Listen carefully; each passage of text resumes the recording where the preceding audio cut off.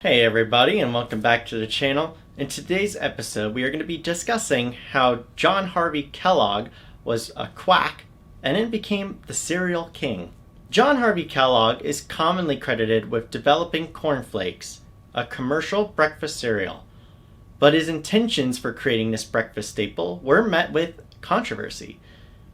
Kellogg, who was born in 1852, lived for about 91 years and preached what he called biological living, a concept influenced by his Seventh Day Adventist upbringing.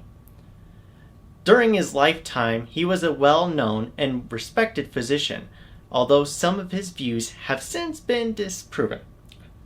While he is best known for his cereal legacy, he also owned one of America's renowned medical resorts, promoted vegetarianism and celibacy, and fought for eugenics. Ellen White founded the Seventh Day Adventist Church in Battle Creek, Michigan in 1854, after allegedly receiving visions from God.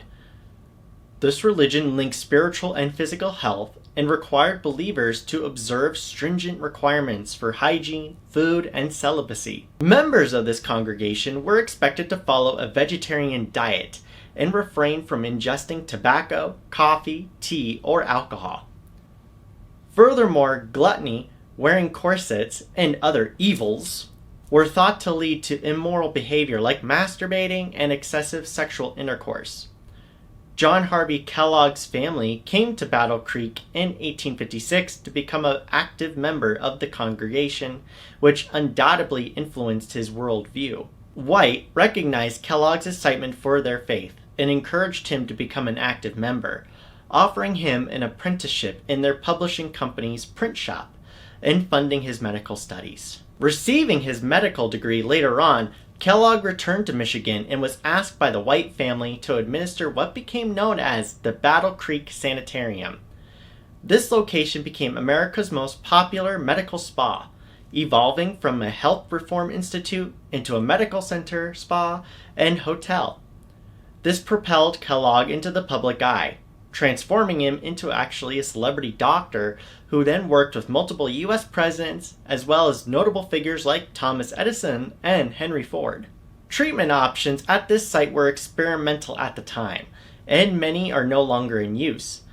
They featured 46 different types of baths, such as the continuous bath, in which a patient would soak for hours, days, or even weeks to treat skin ailments, hysteria, or even madness. He also gave patients enemas, cleansing their colons with up to 15 quarts of water rather than a typical pint or two. He even started his own health food firm with his brother, Will, to service the center and give patients with nutritious foods like Corn Flakes. At its peak, the site received over 12,000 up to 15,000 new patients per year. Kellogg saw him as battling for a better health in America, pushing for what he called biological or biologic life. Influenced by his upbringing, he incorporated sexual abstinence, which he encouraged throughout a bland diet, into his curriculum. Kellogg, a dedicated vegetarian, advocated for a whole grain and plant-based diet to treat the most frequent ailments of the day. Indigestion, or dyspepsia, as it was known at the time. He felt that adequate eating could cure most diseases. For him, this meant eating entire grains and avoiding meat entirely. His food preferences are consistent with today's paleo diet. A paleo diet consists of non-processed foods gathered on your own through nature, hunting, or even fishing. Gathering, not produced or agricultural areas. Kellogg believed in the masturbation produced a variety of diseases including memory loss, bad indigestion, and even insanity.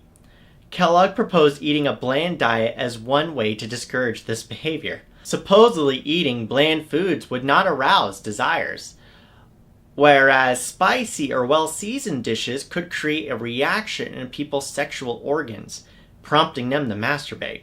Kellogg claimed artificial meals were to blame for America's digestive issues. People can only be healthy if they exercise more, bathe more frequently, and eat a bland vegetarian diet. Thus, the Corn Flakes cereal was created in the 1890s to improve digestion, simplify breakfast, and prevent masturbation.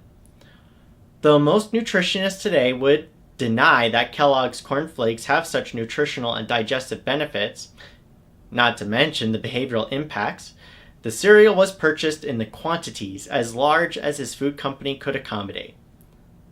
In addition to a bland diet, Kellogg was committed to discourage masturbation by harsh and damaging means. If someone couldn't stop masturbating, he would recommend circumcision without anesthesia for guys, or throw carbolic acid onto the woman's clitoris for women.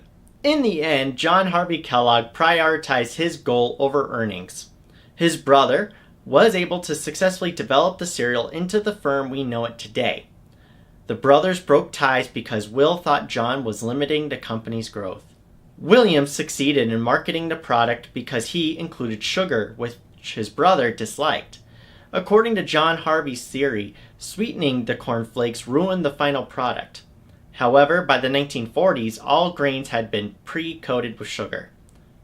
This product addressed the demand for a quick, uncomplicated breakfast, which has been a concern for Americans since the Industrial Revolution, as they have increasingly worked outside the home in industries and had less time for meal.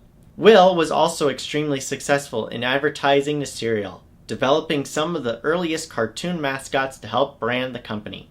In addition to his harsh masturbation prevention techniques, Kellogg was a prominent eugenicist who created the Race Betterment Foundation.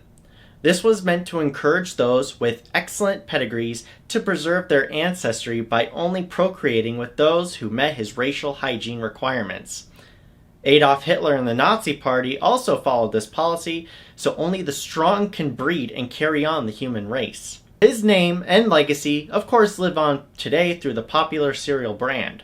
But John Harvey Kellogg died at 91 years old, were distinguished by a pursuit of wellness that discriminated against individuals who did not achieve his standards for greatness. Yeah, so think of that the next time you want a healthy breakfast cereal, right? Well, that's it for the episode. Let me know what you think about cereal.